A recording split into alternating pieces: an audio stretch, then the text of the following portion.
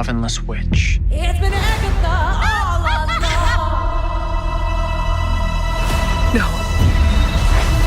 It's foul and fair. She took every little bit of power I had. Gather sisters far. I'm assembling a coven. We gotta get back on top. I'm gonna walk the road. Join me. Darkest hour, wake thy power, earthly and divine. Hello everyone, Dan here from the Next Issue Podcast. On today's video, I'll be doing a review of episode 3 of Agatha All Along, through many miles of tricks and trials. Before I get into spoilers, this was a great episode to set the real tone of the show. The premiere obviously focused on kind of guiding us from the last time we saw Agatha in WandaVision, using that same trope of the TV.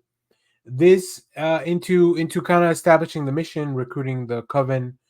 But this one really sets what are the stakes going to be, what kind of show are we getting into, and this continues to be a mixture of comedy and horror, and I think it just kind of goes through that transition very well. For the most part, this is still kind of the group adventure. In this issue, they do run into their first trial. I gotta say, probably Deborah Jo Rupp is the MVP on this episode. So it was definitely something that I really enjoyed. As we just kind of dug deeper and walked through that road, things just kind of became more apparent of like what this show's trying to do, what the show's trying to tell. So yeah, highly recommend you check it out. Do not be spoiled by the internet, because probably one of the biggest things to happen in this show was done today. I don't know what the ramifications of that will be fully, but definitely big stakes here. So all right, let's get into it. I'm not going to go through all this stuff. I'm just going to go through some of the highlights. I think as the witches went down, as the coven went down the road, they arrived at their first trial. And the first trial is in the shape of like this really nice mansion style, type of house.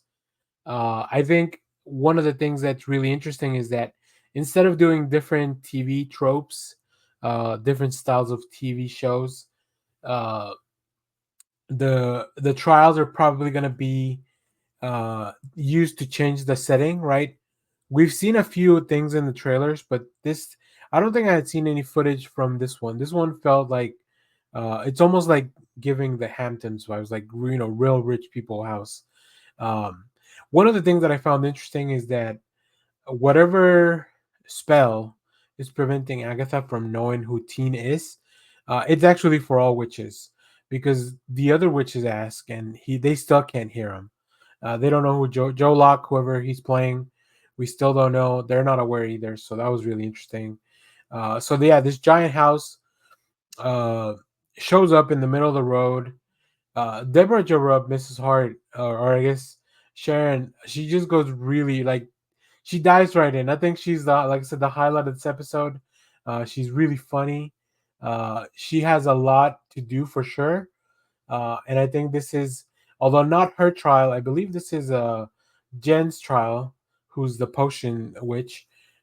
This is probably a great way to maybe get that character an interesting exit, I will say.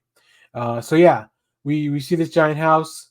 They have to drink some wine that apparently it's poisoned. So this is Jen's trial, right? She has to come up with an antidote, a counter potion, before the time runs out. And as those things are happening, you get some bits of physical comedy, because their faces turn weird. They start getting a little bit loopy, but there's a very seamless transition into like this kind of horror. And it was emulating things like The Shining, when like you see the twins in the hallway. Just like each of their hallucinations was not only a way to build their character, but also just like a way to really bring some scary into the show.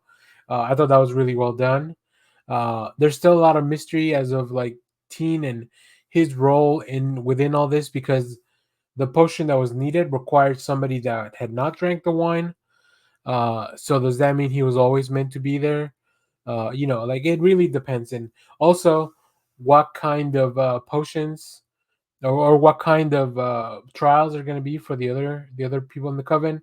Now, at the end of this episode, unfortunately, it appears that Sharon, Deborah Jo Rupp's character, has passed. So I think this is in the next one is where we'll see Aubrey Plaza come back as replace her as the Green Witch, right? Because that was kind of her role in the coven. Now, before I close out this episode review and tell you we did it. It's been finally confirmed. After all the speculations, they have said the name Mephisto officially in one scene. We didn't see anything, but we did see Jen talk about Mephisto's agents, which obviously is going to send the internet in a blaze. Uh, Pun no intended, I guess, because of his relationship with the ghostwriter. But it's interesting, right? We finally have Mephisto confirmed. So does that mean that we may end up seeing Mephisto, or is that something that maybe they're setting up? We know that Ironheart is supposed to actually maybe have that character because of the hood and the relationship there. So if they're just setting this little piece, or is this just something that, you know, name a demon, it doesn't matter. But I think they know, right? The creators of the show have to know how much we have invested in the character of Mephisto. Uh, so that'll be really interesting to see how it plays out going forward, if it will come to fruition at any point. I think the other very interesting thing was Agatha's vision was of a crib with a baby, but instead of a crying baby, she saw the book that the dark hole that she traded her, as the legend goes, she traded her baby for the Darkhold. I don't know if that'll be the real case, but interesting. So I think they're trying to throw us off the trail. I still believe that Teen is actually Billy Kaplan, grown up, one of Wanda's kids, and his mission is to get Wanda back. There's a lot of theories that he could be the reincarnation of Agatha's son, or maybe just Agatha's son in general, or a combination of the two, like Billy's body, but Agatha's son's soul. There's a lot of theories out there, so we'll see what happens. But yeah, very interesting episode. Once again, great stuff. I can't wait to see the conversation on the internet. So let me know, what do you think of the Mephisto reveal, if you want to call it that? What do you think of the trials? Each one, which one was your favorite? And what will the other witches in the coven have to do? And do you also think that Aubrey Plaza is coming back as Rio to take the place of the Green Witch? So, one last thing. In the credit song, they played Heads Will Roll, which I love that song, so that was great. It really changes the vibes because obviously with one of the characters dying, heads have rolled. So interesting stuff. So if you have seen this, let me know what you thought about it down in the comments. As always, thank you for watching, everyone. Remember to share, like, subscribe, hit the bell so you know when we go live. That is most Saturdays, 10 a.m. Central Standard Time. Stay tuned. We have more comic reviews, trailer reactions, TV recaps, all that fun stuff here in the channel. Thanks for watching, everyone. Bye bye.